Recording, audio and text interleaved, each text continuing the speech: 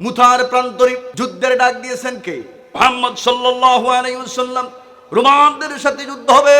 কি ঈমান ছিল তাদের একটু ভালো করে লক্ষ্য করে শোনো আমার দ্বীনি ভাইরা, খুব ভালো করে লক্ষ্য করে শুনেন। নবীর সাহাবীরা তাদের ঈমান কেমন ছিল, নবীর প্রতি আনুগত্য আদর্শ মানতে গিয়া তাদের জীবনের সব কিছু তারা স্যাক্রিফাইস করতে এক মুহূর্তের জন্য কুণ্ঠাবোধ করেন নাই, ঠিক কিনা বলেন? মুতার প্রান্তরে যুদ্ধ হবে। লক্ষাধিক কাফেররা এসেছে, তাদের অস্ত্র শস্ত্রে সুসজ্জিত, তাদের নতুন নতুন সমস্ত তাদের সরঞ্জাম নিয়ে তারা এসেছে আমার বন্ধুগণ। কিন্তু নবীজি সাহাবী তৈরি করেছেন মাত্র 3000। কয় হাজার? জোরে আওয়াজ দিয়ে বলো, কয় হাজার? কোথায় 3000 আর কোথায় লক্ষের উপরে? এই যুদ্ধ কি সাধারণ যুদ্ধ না বড় যুদ্ধ? আমার বন্ধু বিরাট যুদ্ধ, যেটা আল্লাহ নবীর সাহাবীরা এমন হিম্মত নিয়েছেন কারণ তারা দেখেছে ইসলাম কোনোদিন যুদ্ধে জয়ী হয় নাই লোক দ্বারা, বল দ্বারা হয় নাই, হয়েছে ইমানি শক্তি দ্বারা, ঠিক না? ইমানের পথ, ইমানি অস্ত্র মুমিনদের ছিল, আল্লাহর উপরে ভরসা তাদের ছিল। মুতার যুদ্ধে যাওয়ার জন্য নবীজি 3 সাহাবী, 3 সেনাপতি নিয়োগ করলেন।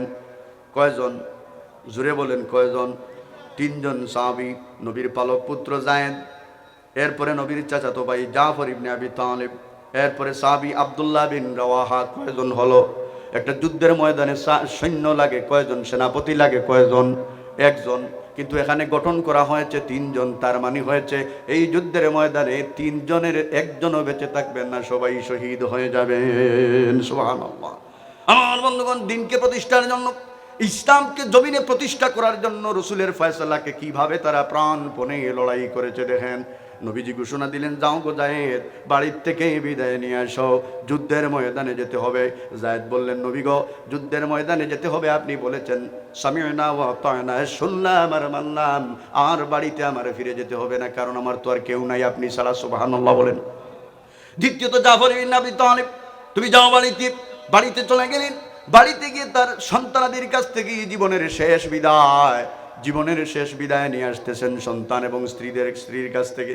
স্ত্রী দোয়া করলেন রব্বুল আলামিন, স্বামীকে সামনে রেখেই বললেন, আয় আল্লাহ, আমার স্বামী জাফরকে তুমি তোমার নবী সেনাপতি হিসেবে দায়িত্ব দিয়েছেন, আল্লাহ গো, তোমার দরবারে ফরিয়াদ জানাই, আমার স্বামীকে যেন এই যুদ্ধের ময়দান থেকে গাদি বানায় আবার আমাদের কাছে ফিরাইয়া দিও। দোয়া করলেন, কিন্তু জাফর উপস্থিত, তিনি তার তরবারি দিয়া মৃদু আঘাত করলেন আর বললেন, ওগো প্রাণের স্ত্রী, এই দোয়া তুমি উল্টা দোয়া করো না। আমি চললাম কারণ নবীজি আমাকে 3জনের মধ্যখানে রেখেছেন।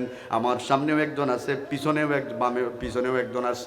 আমার সামনে একজন, পিছনে একজন, তার মানে নির্ঘাত এই যুদ্ধের ময়দানে আমি জীবন দিতে হবে, আমাকে শহীদ হয়ে যেতে হবে। সুতরাং আমার ব্যাপারে আর তুমি কোনো দুঃখ নিও না, কোনো দোয়া করো না, এই দোয়া কবুল হবে না।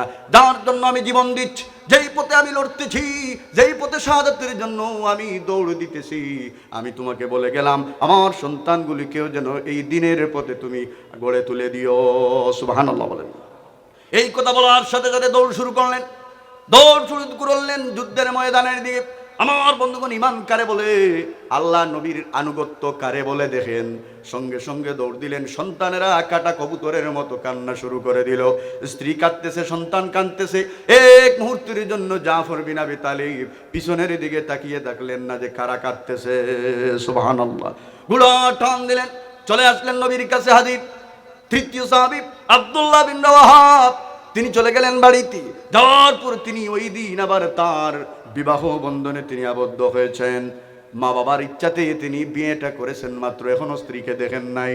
আমার বন্ধুগণ, তিনি তার স্ত্রীকে শুধু ঘরে রেখে এসে বললেন, ওগো স্ত্রী, তাহো মাগরিবের নামাজটা নবীজির ইমামতিতে করে আসি। মসজিদে চলে গেলেন। যাওয়ার পর নবীজি তার সবাইকে ডাক দিলেন। নামাজ ঘোষণার পর, নামাজের পর সবাইকে বললেন, ও সাহাবীরা বসে যাও। সবাই নবীর কথা অনুযায়ী তিনি আব্দুল্লাহ বসে গেলেন। এমন সময় নবীজি বললেন, আব্দুল্লাহ গো, তৃতীয় সাহাবী আমার সেনাপতি হিসেবে তুমি দায়িত্ব পালন করবে। বাড়িতে যাওয়ার পরে এই ঘটনা বললেন, ওগো স্ত্রী, আজ আর তোমার সাথে দেখা হলো না, কোরআন তিলাওয়াত শুনতেছি, কোরআন তিলাওয়াত একটু বন্ধ করো, আমি তোমার কাছ থেকে বিদায় নিতে আসলাম। আল্লাহ নবী আমাকে যুদ্ধের ময়দানে যাওয়ার জন্য সেনাপতি হিসেবে দায়িত্ব দিয়েছেন। ওগো প্রাণের স্ত্রী, দেখা হলো না, আমার ব্যাপারে কোনো দুঃখ নিও না, আল্লাহ যদি চায় জান্নাতের ভিতরে তোমাকে আমাকে সেদিন তিনি দেখাইয়া দিবেন। সুবহানাল্লাহ। মুহূর্তের ভিতরে এই নবাগতা স্ত্রী, তার আজকে বাসর রাত হওয়ার কথা, ওই সময় স্ত্রী কত আবেগ আপ্লুত হয়ে স্বামীর অপেক্ষা করতেছে। আমার বন্ধুগণ, এমন সময় স্বামীর চিরবিদায় কি করুণ ঘটনা। তিনি বলতেছেন, অগর স্বামী, মুহূর্তের জন্য একটু আপনি সামনে আসেন, আমি আপনাকে দেখি, আমি মদিনার এক সুন্দরী নারী, আর আপনিও একজন সুন্দর যুবক, আপনাকে আমি দেখি নাই, আপনিও আমাকে দেখেন নাই, শুধুমাত্র একটা বার দেখে রাখতে চাই, যাতে করে কিয়ামতের দিন যেন আমি আপনাকে স্বামী হিসেবে চিনতে পারি। জোরে বলেন সুবহানাল্লাহ। আমার বন্ধুগণ, এই সময় আব্দুল্লাহ, যুবক মানুষ আব্দুল্লাহ বিন রাওয়াহা কি কথা বললেন, আমাদের ইমানে যেন সেই কথাটা দাগ কাটে। আমার বন্ধুগণ, দুনিয়াকে তারা কোনো প্রায়োরিটি দেয় নাই।